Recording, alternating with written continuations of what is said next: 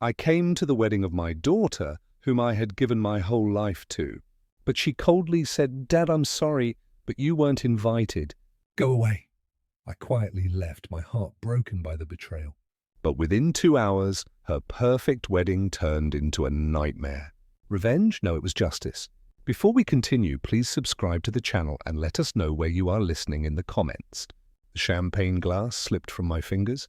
Crystal shards scattered across marble floors like fallen stars, each piece reflecting the horror on my daughter's face.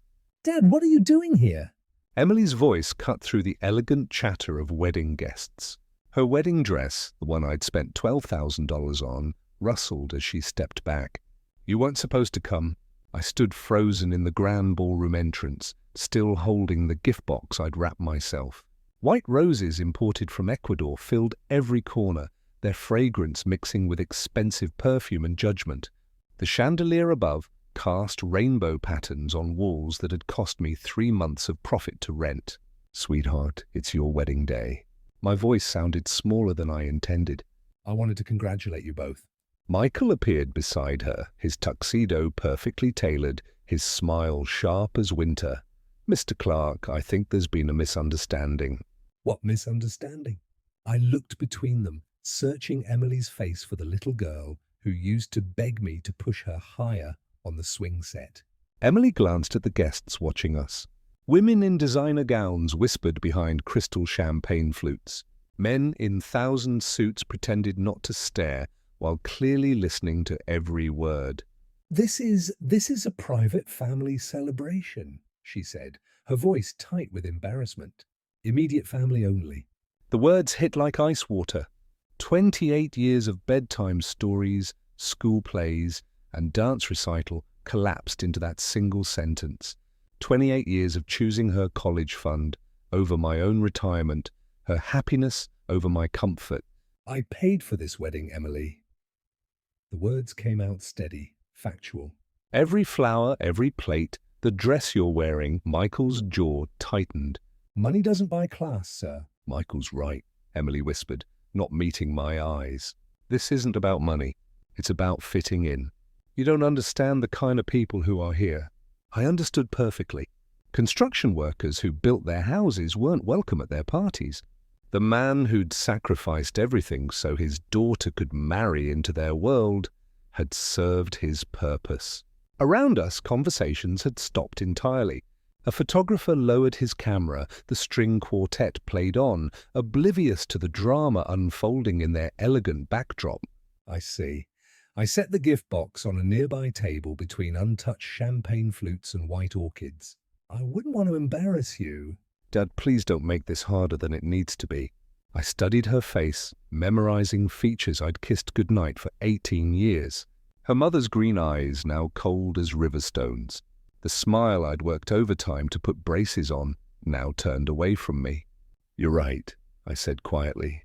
"I don't belong here." The walk to the exit stretched like a marathon. Designer heels clicked against marble. Whispered conversations resumed behind me. Someone laughed high and artificial. My work boots, polished for the occasion, felt heavy against the pristine floor. Outside, spring air hit my lungs like freedom. The parking lot stretched before me, filled with luxury cars I'd never afford. My pickup truck sat alone in the far corner, exactly where it belonged in their world.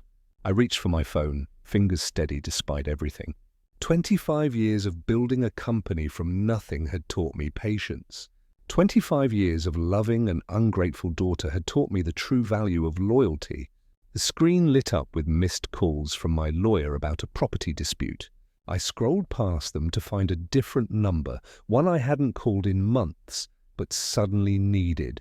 My thumb hovered over the contact name. First National Bank Business Services. Inside that ballroom, my daughter was celebrating her new life without me. Outside, I was about to begin mine without her. The phone rang once before someone answered. Heavy doors sealed behind me with the finality of a vault closing. Wedding music faded to whispers as I crossed asphalt toward my truck, each step more deliberate than the last. The gift box remained on their table, abandoned like everything else I'd given them. March wind carried the scent of approaching rain. Darker clouds gathered above the venue's Gothic spires, casting shadows across luxury vehicles that cost more than most people's houses. My boots crunched on gravel as I reached the truck, keys already in hand. Inside the cab, silence wrapped around me like armor. Dashboard clock showed 3:47 p.m., enough time before banks closed on Saturday, enough time to make several important calls. I scrolled through contacts until I found what I needed. First National Bank Business Services appeared on screen. My finger hesitated for exactly 3 seconds before pressing call. First National, this is Patricia speaking. How may I assist you? Patricia, this is James Clark, account number 7794512. I need to initiate stop payments on several authorized transactions. Of course, Mr. Clark, let me pull up your account. Can you verify your social security number and mother's maiden name? Standard procedure. I provided the information while watching guests arrive through the venue's front entrance. Women in silk dresses, men adjusting expensive cufflinks, none of them knowing what was about to unfold. Thank you. I see several large transactions from today. Which ones specifically? All wedding-related payments. Venue rental, catering deposit, floral arrangements, photography, music services. Each item rolled off my tongue like inventory. Implementation needs to be immediate. So these are significant amounts. Are you certain about stopping all payments? Completely certain. There's been a change in circumstances. Keyboard clicks filled the pause. I'll need authorization codes for transactions over $10,000. I recited the codes from memory. 25 years of running a construction business had taught me to remember every important number, every contract detail, every payment authorization. Stop payments are now in effect. Confirmation numbers are being generated. Is there anything else? That covers the banking side. Thank you, Patricia. Next call went to Spokane's premier catering company, the same company Emily had insisted on despite their astronomical prices. Elegant Affairs Catering. This is Marcus. Marcus, this is James Clark. I'm calling about the Anderson wedding reception happening right now. Oh yes, Mr. Clark. Everything is going beautifully.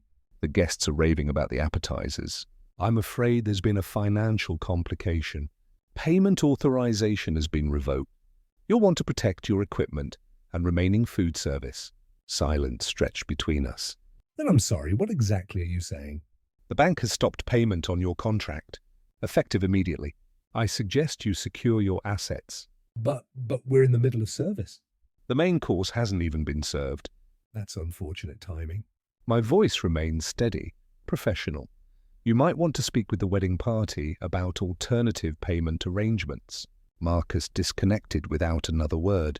Smart man, the florist answered on the second ring. Bellingham blooms. Susan speaking. Susan, this is James Clark regarding the Anderson wedding flowers. Mr. Clark, the arrangements look stunning. The bride was so pleased with the orchids. There's been a payment issue. Bank authorization has been cancelled. You'll need to collect your arrangements if you want to salvage any value. Collect them, but they're integrated into the entire venue design. Business is business, Susan. I suggest you move quickly. 3 more calls followed. Photography services, string quartet, even the linen rental company. Each conversation followed the same pattern. Professional courtesy, then growing alarm, then rush disconnections as vendors scrambled to protect themselves. My phone showed 4:15 p.m. when the last call ended.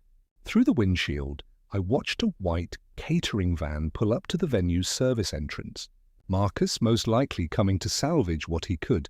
Inside that ballroom, Emily was probably still greeting guests, blissfully unaware that her perfect wedding was about to become a very expensive lesson.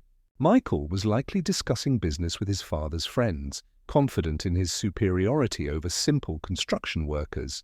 Neither of them understood what they'd truly cost themselves today. I started the engine and pulled out of the parking space, driving slowly past the venue's front entrance. Through tall windows, I caught glimpses of the reception in progress.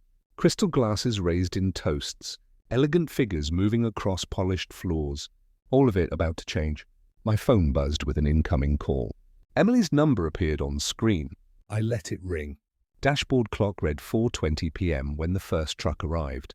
Bellingham Blooms painted an elegant script across white paneling. Susan behind the wheel with two assistants riding shotgun. They parked near the service entrance and unloaded empty containers with business-like efficiency. Through venue windows, I could see the cocktail reception in full swing. Crystal glasses caught chandelier light as guests mingled around Emily's imported orchids.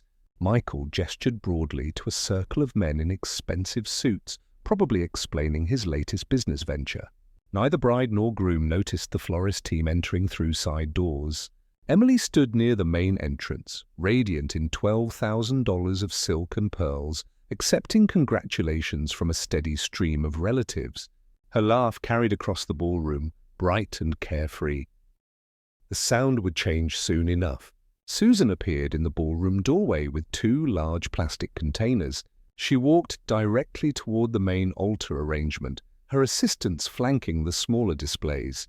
Guests began turning, confusion replacing celebration as the team started dismantling the centerpiece. "Excuse me." Emily approached Susan with the practice smile of someone accustomed to managing staff. "We're in the middle of our reception. Whatever you need can wait until later." Susan straightened, holding a bundle of white orchids. Ma'am, I'm Susan from Bellingham Blooms. Payment authorization for these arrangements was carneled 40 minutes ago. I need to recover our property. Emily's smile flickered but held. That's impossible. Everything was paid for weeks ago. The account holder, James Clark, contacted us directly. All payments have been stopped. Susan continued removing flowers with professional detachment. I have written authorization to collect our arrangements. Color drained from Emily's face. Around them, guests had stopped talking entirely. Michael crossed the room in quick strides, his expression shifting from confusion to anger. What exactly is happening here? His voice carried the authority of someone unaccustomed to being questioned. "Payment issues, sir. We're collecting unpaid merchandise." Susan's assistant began wrapping the altar arrangement in protective plastic. This is completely unacceptable. Michael's face flushed red. "Get your manager on the phone immediately." "I am the manager, and our contract clearly states that cancelled payments void our service obligations." Susan nodded toward her assistants, who began collecting table centerpieces, while guests watched in stunned silence. Elegant Affairs' catering van pulled up outside as Susan's team continued their systematic removal. Marcus emerged with 3 staff members, their faces grim with purpose. They entered through the main doors this time, making no attempt at discretion. Emily watched the orchids disappear into containers, her perfect composure cracking like fine china. There has to be some mistake. My father wouldn't. He couldn't. Mum, we need to cease food service immediately. Marcus approached with clipboard in hand. Payment authorization was revoked at 4:15. We're contractually obligated to protect our equipment and remaining inventory. Michael stepped between Marcus and Emily, his voice rising. "This is my wedding reception. You can't just stop service in the middle of an event." "So we can and we must. When payment authorization gets cancelled, standard procedure requires immediate asset protection." Marcus signaled his team, who began covering serving stations with white cloths. Guests shuffled nervously, champagne glasses untouched in their hands. Conversations had devolved into worried whispers. Someone's phone rang, sharp and intrusive in the tense atmosphere. The string quartet stopped playing when their equipment coordinator arrived. Behind me, the house settled into evening quiet, but my mind buzzed with the systematic energy that had built Clark Construction from nothing into a 60-employee operation. This wasn't revenge. This was an audit. First folder, Riverside Academy. 12 years of private school tuition. Each payment documented with bank transfers and semester reports. $8,000 per year in 2008, climbing to $12,000 by graduation. The math was sobering. $126,000 for elementary and high school education alone. I created a new spreadsheet.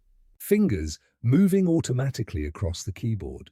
Column headers, date, description, amount, category, running total. 25 years of fatherhood reduced to data points and formulas. Northwestern University folder came next, thicker than the others, bulging with dormitory contracts, meal plan agreements, study abroad program fees, tuition alone, $52,000 per year for 4 years, room and board, another $15,000 annually.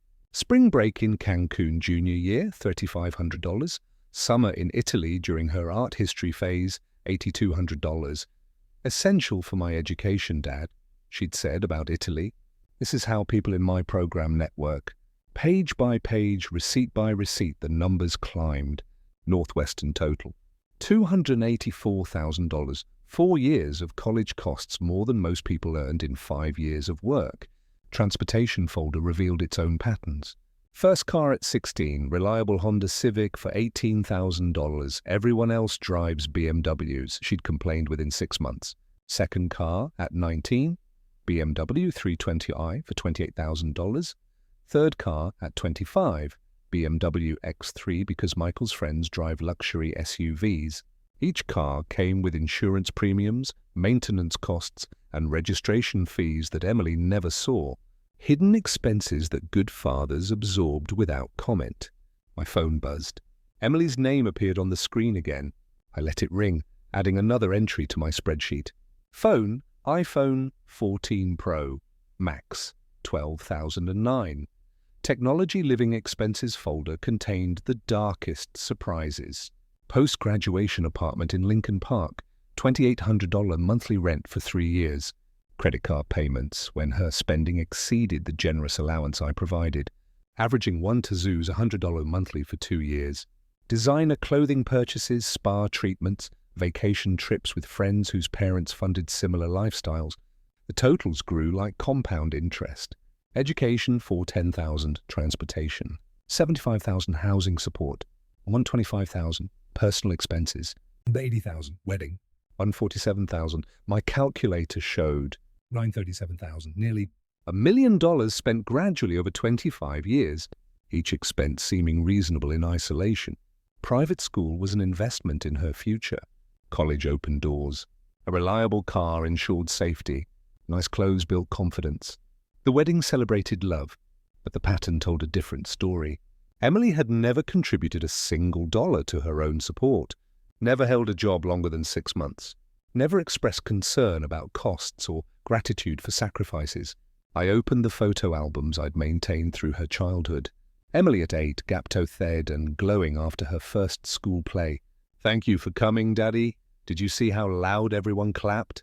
Emily at 12, triumphant after winning the spelling bee. I thought about you when I was nervous, and it helped me remember the words. When had she stopped seeing me as a person worth thanking? When had I become merely a source of funding for her ambitions? My phone rang again. Emily's 14th call since our conversation ended. This time she'd left a voicemail. "Dad, please answer." I've been thinking about what you said. I know I haven't been grateful enough. I know I've taken you for granted. Michael's family is threatening to leave if we can't explain the financial situation. I need to know what you want from me. What I wanted was 25 years of appreciation that would never come. What I needed was assurance that Emily understood the value of what she'd casually dismissed. I printed the spreadsheet summary and organized the supporting documents into manila folders. Education, transportation, housing, personal expenses, wedding costs. Each folder thick with evidence of love translated into dollars, sacrifice measured in bank transfers. Tomorrow would bring conversations Emily wasn't prepared for. Questions about responsibility, accountability, and the true cost of entitlement. Tonight was for preparation. The documentation spread across my desk like evidence in a courtroom case. Nearly $1 million of support provided it without question, appreciation, or acknowledgement. Emily had lived like royalty while treating her benefactor like hired help. That arrangement was about to change. My phone buzzed once more with Emily's name. I reached for it, then stopped. Not yet. Let her understand what helplessness felt like. Let her taste the panic of financial dependence without guarantees. The education would continue in the morning. Sunday morning brought crisp March air and the kind of clarity that comes from thorough preparation. My briefcase sat by the front door, loaded with 25 years of documented evidence. Richards and Associates had agreed to an emergency consultation at 9:00 a.m. professional courtesy between businessmen who understood that some situations couldn't wait for Monday. The law office felt appropriately serious. Mahogany panels, legal volumes lining the walls, certificates documenting decades of successful practice. Margaret Richards herself met me in the conference room, her silver hair and sharp suit projecting the competence I needed. "Mr. Clark, I've reviewed your preliminary documentation. This level of record-keeping is exceptional." She spread my folders across the polished table, scanning financial summaries with practiced efficiency. Each page represented months of Emily's lifestyle funded by my sacrifice. The total amount involved, nearly $1 million over 25 years. That's substantial even by our standards. "I want this handled professionally," I said, settling into the leather chair across from her. No emotion, just business. Emily needs to understand the financial reality of what she's taken for granted. Margaret nodded, making notes on a yellow legal pad. The documentation supports either gift reclassification or promissory note establishment. Given the pattern of escalating demands without reciprocal responsibility, we have multiple recovery options. She outlined the strategy with surgical precision. Formal demand letter requesting full repayment within 30 days. Detailed accounting of all expenditures with supporting evidence. Clear timeline for response and negotiation. Professional consequences for non-compliance. This approach transforms a family dispute into a business transaction. Much cleaner for everyone involved. By 11 a.m. the documents were prepared. Official letterhead, formal language, serious implications. The demand was simple. $937,000 repayment within 30 days or legal proceedings would commence. We'll arrange courier delivery this afternoon. Signature required, creating official record of receipt. I drove home with copies of everything, satisfaction mixing with sadness for the necessity of such measures. Emily had created this situation through years of entitlement. I was simply providing the consequences she'd never faced. At exactly 2:15 p.m., my phone rang. The courier service confirming delivery to the Spokane Grand Hotel, room 1247, signed receipt by Emily Clark Anderson. The formal process had begun. I imagined Emily's confusion when the hotel desk called about a legal delivery, her assumption it was vendor-related paperwork. Michael taking charge as the responsible husband, breaking the official seal with typical arrogance. Then reading, comprehension dawning slowly. The phone started ringing at 2:47 p.m., Emily's name flashing repeatedly on my screen. I let each call go to voicemail, each message more desperate than the last. Message 1, Dad, what is this legal document? This can't be serious. Message 2, 900,000, that's impossible. You never said these were loans. Message 3, please call back. Michael's family is asking questions I can't answer. Message 4, her voice breaking. I don't understand how everything went so wrong so fast. At the Grand Hotel, Emily and Michael were discovering what accountability looked like when backed by legal authority. 25 years of gifts had been reclassified as recoverable debt. Their financial dependency was now documented, quantified, and subject to collection procedures. The wedding disaster had been the opening act. This was the main performance. Margaret had explained the process clearly. Civil debt recovery follows standard procedures. They'll need legal representation to respond properly. That costs money they don't have for a debt they can't pay. Emily's frantic calls continued through the afternoon. 15 missed calls, 8 voicemails, each one revealing deeper understanding of her helplessness. The woman who dismissed me from her wedding was beginning to comprehend what she'd actually dismissed. The irony was perfect. Emily had spent 25 years taking my financial support for granted. Now she faced 30 days to repay it all with professional consequences for failure. My phone buzzed again. Emily's 16th call. This time I decided to answer. Dad, please. We need to talk about this reasonably. Emily's voice cracked through the phone speaker, exhaustion replacing the panic from yesterday. This legal document, it can't be real. I settled into my kitchen chair, coffee steaming beside me. Through the window, Spokane's Sunday afternoon looked peaceful. Families walking dogs, children riding bicycles, Normal people living normal lives. The document is completely real, Emily, as are the 30 days you have to respond. But 900,000, that's impossible. You never said any of it was a loan. I never said it was a gift either. You simply assumed. In the background, I could hear Michael's voice sharp with frustration, paper rustling, the sound of someone pacing. Emily, I need to understand something, I said, keeping my voice level. Who exactly do you plan to contact for help with this situation? Silence stretched between us. Then family, friends, people who care about me. I see. Well, you have 29 days remaining. I suggest you start making those calls. I ended the conversation and turned my phone to silent. Let Emily discover what I already knew, that nearly $1 million in debt would reveal exactly who was willing to help and who would politely decline. The phone lit up repeatedly throughout the afternoon, Emily's name appearing and disappearing on the screen like a distress signal. I let each call go unanswered, each voicemail unheard. By evening, the calls had stopped. Monday morning brought a different kind of silence. No frantic messages from Emily, no desperate voicemails, just quiet. I drove to the construction site where we were breaking ground on a new office complex. Physical work had always helped me think clearly. The sound of machinery, the smell of fresh earth, the satisfaction of building something solid and permanent. My foreman Dave approached around 10 a.m. "Boss, you seem different today." Everything okay? "Family situation," I said, watching the excavator clear foundation space. "Sometimes you have to make hard decisions for people's own good." "Kids, something like that." My phone buzzed. Text message from Emily. "Dad, I've been trying to reach family and friends." Everyone is shocked by the amount.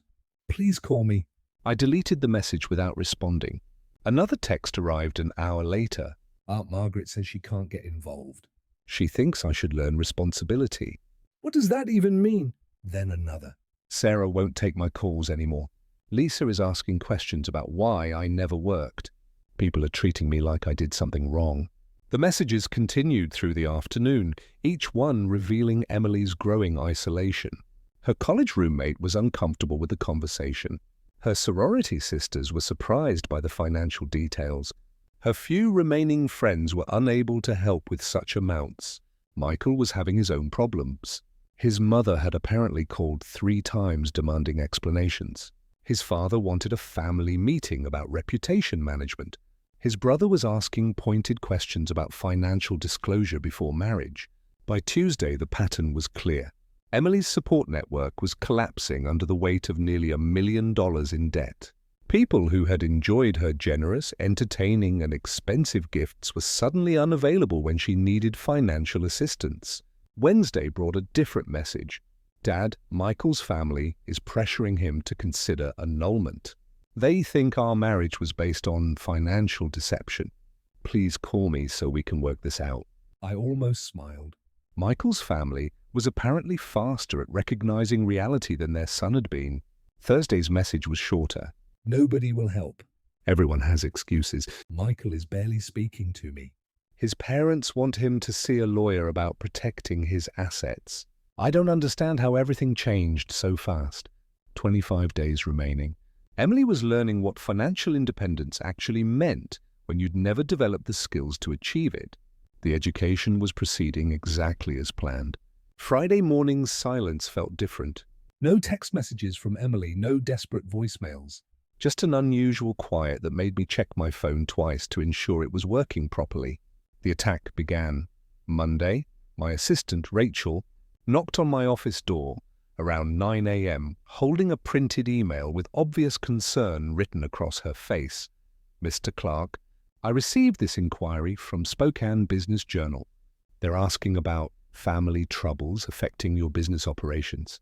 I read the email twice. Professional language masking pointed questions about my stability and treatment of family members. Someone had been making calls. Any idea how they heard about this? "There's also this." Rachel handed me her tablet showing a Facebook post with over 200 shares. Emily's wedding photo, beautiful and radiant, followed by emotional text describing a heartless father who had destroyed her special day and was now demanding impossible financial payments as punishment.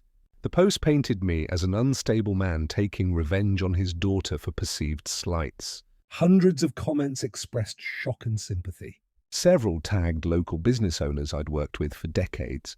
My phone rang. Bob Martinez from Martinez Concrete, a 20-year business partner. "James, I'm seeing some concerning things online." People are saying you're having issues with your daughter's wedding expenses. Bob, there's documentation that tells a very different story. I hope so, because some folks are asking questions about your contracts with the city. You know how politics work around here. 3 more calls followed within an hour, all expressing concern, all asking careful questions about my mental state and business decisions. Emily and Michael had been busy. I found Michael's strategy easily enough. His family name opened doors in Spokane's social circles. Anderson family connections reached country clubs, charity boards, and professional organizations where reputation mattered. They were using those connections to spread Emily's narrative of victimhood. The local Facebook groups buzzed with second-hand versions of the story. Construction company owner demands $450,000 from daughter after ruining her wedding. Spokane businessman sued own child for wedding expenses. Each retelling grew more dramatic, more damaging. By noon, I'd received 7 business-related calls expressing concern. The Spokane Rotary Club president wondered about my state of mind regarding upcoming community projects. 3 separate contractors mentioned hearing things that might affect our working relationships. Emily and Michael had chosen their battlefield carefully. In a city like Spokane, reputation was currency. Destroy someone's standing in the business community, and you destroyed their livelihood. They'd miscalculated one crucial factor. I drove home and pulled out the documentation Margaret Richards had helped me organize. 25 years of financial records categorized and summarized. Every check, every payment, every expense Emily had never asked about or appreciated. Then I made my own calls. Margaret, I need to schedule a press conference for tomorrow morning. We're going public with the complete financial documentation. Are you certain? Once this information is public, there's no taking it back. Emily and Michael have made it public already. Now it's time for the truth. The next 6 hours were methodical preparation. I contacted the Spokane Business Journal directly, offering complete financial transparency. I called the 3 reporters Emily's campaign had reached, promising documented evidence that would tell the real story. Most importantly, I contacted 25 years' worth of business partners, community leaders, and professional associates. People who'd watched me build Clark Construction from nothing. People who'd seen my dedication to both business and family over decades. Dave, I'm calling everyone on our contractor list. There's going to be a story tomorrow that sets the record straight about Emily's situation. By evening, I had confirmation Spokane Business Journal would run a feature story. Local news stations agreed to cover the press conference. The documentation was copied and ready for distribution. Emily's attack had lasted 3 days. My response would last 1 morning. The truth, properly documented and professionally presented, would speak louder than social media manipulation and emotional appeals. 20 days remaining on the legal deadline. By tomorrow afternoon, Emily would understand that destroying reputations was a game best played by people with actual substance to defend. Tuesday morning arrived with the precision of a construction schedule. At exactly 9 a.m., I published 25 years of financial documentation across every platform Emily and Michael had contaminated with their lies. The presentation was methodical, professional, undeniable bank statements showing $937,000 in payments over 25 years, categorized spreadsheets breaking down education costs, transportation expenses, housing support, and lifestyle funding. Photographs of Emily at every stage of her pampered life, each image matched to corresponding financial support. Complete transparency. 25 years of parental support documented. Read the headline I'd chosen. Below it, a comprehensive timeline showing Emily's progression from grateful child to entitled adult with every dollar spent, documented, and verified. The response was immediate. Within an hour, my phone started ringing with different voices. Not concerned this time. Support, James. I had no idea about the scope of support you provided, said Tom Bradley from Bradley Electrical. My kids are in college and I'm spending maybe $15,000 a year total. You spent that much every semester, Bob Martinez called back.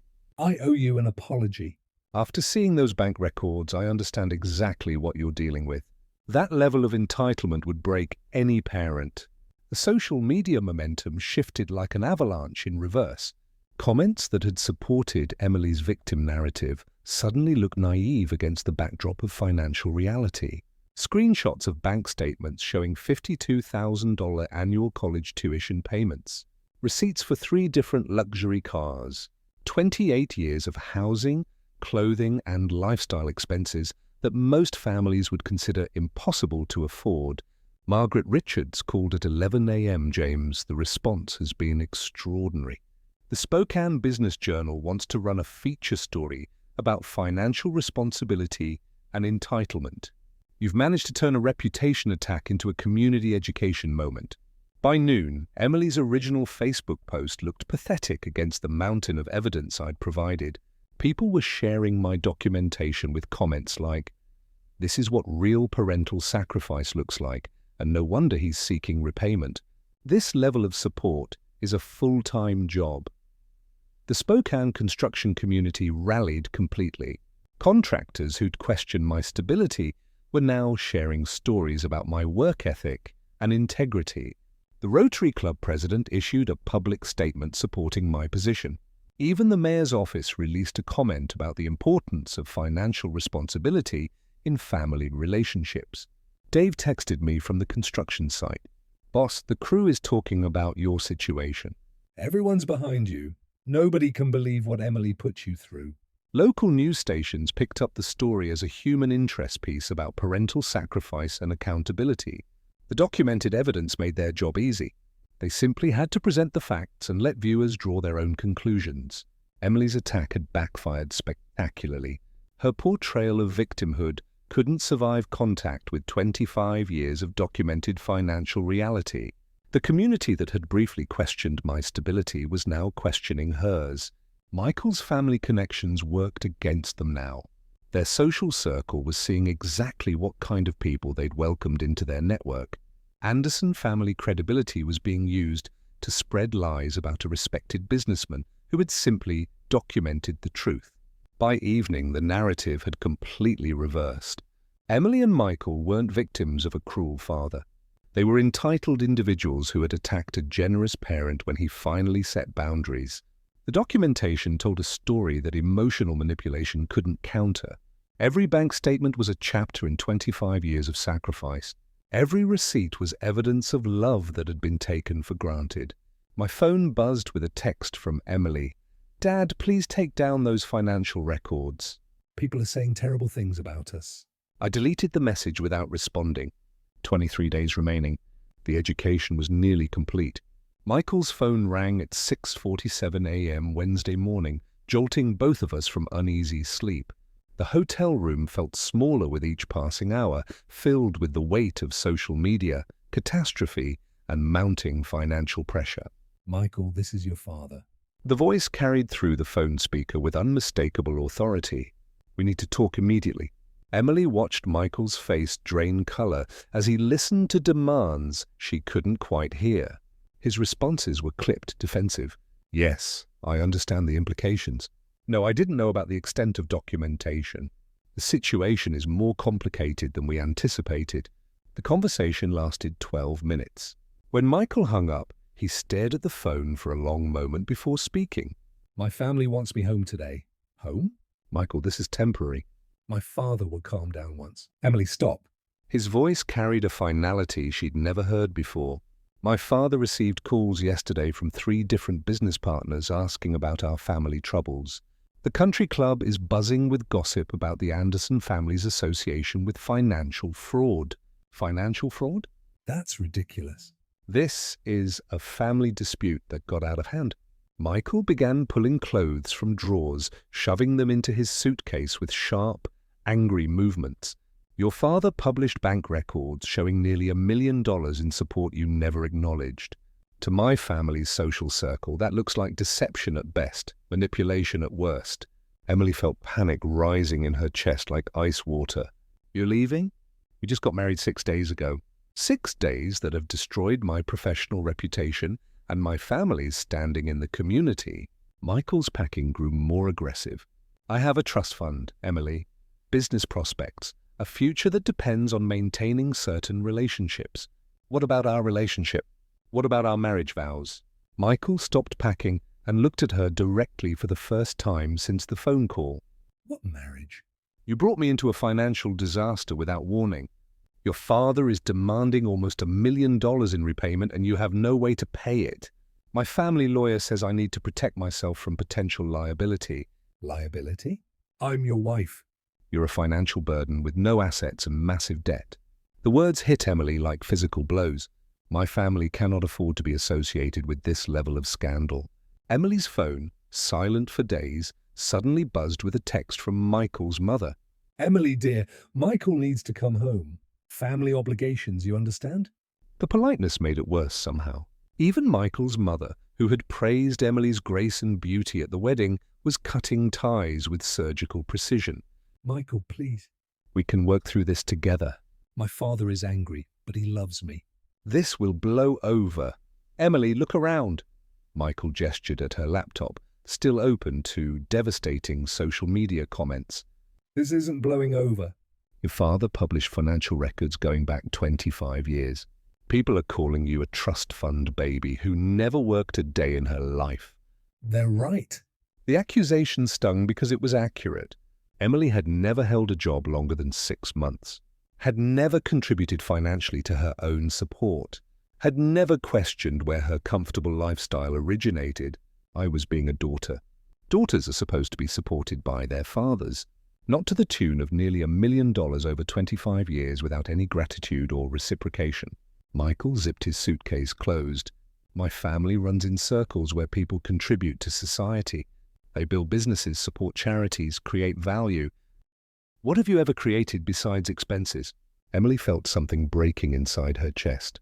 Not just her marriage, but her understanding of herself and her place in the world. Where will I go? I don't have money for the hotel. My credit cards are maxed. Everyone has stopped talking to me. Michael paused at the door, his hand on the handle. Call your father, apologize, accept responsibility.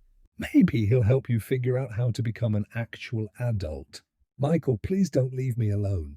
Emily, I've been alone in this marriage since it started. You never contributed anything except expectations and expenses. His voice softened slightly. Maybe losing everything will teach you something. Your father's money never could. The door closed behind him with devastating finality. Emily stared at the hotel room that suddenly felt vast and empty. Her wedding dress still hung in the closet, a reminder of 6 days that had destroyed her entire life. No husband, no family support, no friends, no money. For the first time in 28 years, Emily Clark Anderson was completely alone. She picked up her phone and scrolled to a number she hadn't called since that first desperate Saturday. Her father's contact information appeared on the screen like a lifeline she wasn't sure she deserved to grasp. 22 days remaining to find almost $1 million. She didn't have to rebuild relationships she'd destroyed to become someone she'd never been before. The phone rang once before a familiar voice answered. "Hello, Emily." His voice carried none of the warmth I'd grown up with, but no cruelty either, just calm acknowledgement that his daughter was finally calling after losing everything. "Dad!" The word came out broken, barely above a whisper. I don't know where to start. Start with the truth. Do you understand what happened this week? I stared at the hotel room around me, at Michael's absence, at my laptop screen still showing hundreds of comments condemning my behavior. The weight of 28 years of thoughtless entitlement crashed down like a collapsed building. I lost everything. My husband left me this morning. His family cut me off completely. I don't have money for tonight's hotel bill. My voice cracked. Everyone hates me. Do you understand why? The question hung in the air like a challenge. For 28 years, I had blamed others for my problems, made excuses, found someone else responsible for every consequence. Not this time. Because I treated you like a bank account instead of a person. Because I never appreciated what you sacrificed for me. Because I was selfish and entitled and cruel. Silence stretched between us. I could hear him breathing, considering my words. Go on. I saw the financial records you published. $900,000 over 25 years. I never asked where the money came from. Never thanked you properly. Never thought about what you were giving up to provide for me. Tears came freely now, the first genuine tears I'd cried since this began. I dismissed you from my own wedding, a wedding you paid for entirely. What else? I tried to destroy your reputation when you stood up to me. I lied about you on social media. I got Michael's family to spread rumors about your character. The admissions felt like removing poison from an infected wound. I became everything wrong with spoiled children who never grow up. Emily, his voice softened slightly. Do you remember when you were 8 after your mother died? You hugged me every night and told me I was the best daddy in the world. I remember. I wanted to give you everything because I loved you. But somewhere along the way, giving you everything became the reason you stopped loving me back. I never stopped loving you, Dad. I stopped showing it. I stopped being grateful. I stopped being a daughter and became a consumer. What do you want from me now? The question terrified me because I understood it wasn't just about immediate help. It was about what kind of relationship we could have going forward. I want to earn your respect. I want to become the daughter you deserve to have. I want to learn how to be an adult who contributes instead of just taking. I wipe my eyes with the back of my hand. But first, I need help surviving long enough to prove I can change. What kind of help? I need enough money to stay in the hotel for 1 more week while I find a job. Any job. I need a chance to prove I can support myself. Emily, if I help you this time, there will be conditions. Anything. You'll find employment within 2 weeks. I don't care if it's cleaning offices or waiting tables. Pride is a luxury you can no longer afford. I understand. No financial requests for 6 months. You prove you can live on what you earn. Yes, we'll talk once a week, but our conversations will be between 2 adults, not between a parent and dependent child. I want that. I want to earn the right to be your daughter again. Emily, I'm going to transfer $1,000 to your account. That covers this hotel for 1 week and basic groceries. After that, you're on your own. Dad, thank you. I know I don't deserve your right. You don't deserve it, but everyone deserves one chance to grow up, even at 28. His voice carried both sternness and hope. Emily, I've always loved you. Now I want to see if I can respect you too. I won't let you down. Not again. We'll see. Love you, sweetheart. The call ended, but for the first time in a week I felt something other than despair. Not relief exactly, but possibility. The chance to become someone worth respecting. 21 days to prove I could change. A lifetime to earn back what I'd thrown away. I opened my laptop and started searching for jobs in Spokane. Every entry-level position looked intimidating to someone who'd never really worked, but intimidating was better than impossible. For the first time in my life, I was going to earn something myself. The education was finally beginning. If you like this story, please like this video, subscribe to the channel, and share your impressions of this story in the comments. To listen to the next story, click on the box on the left. Thank you for watching.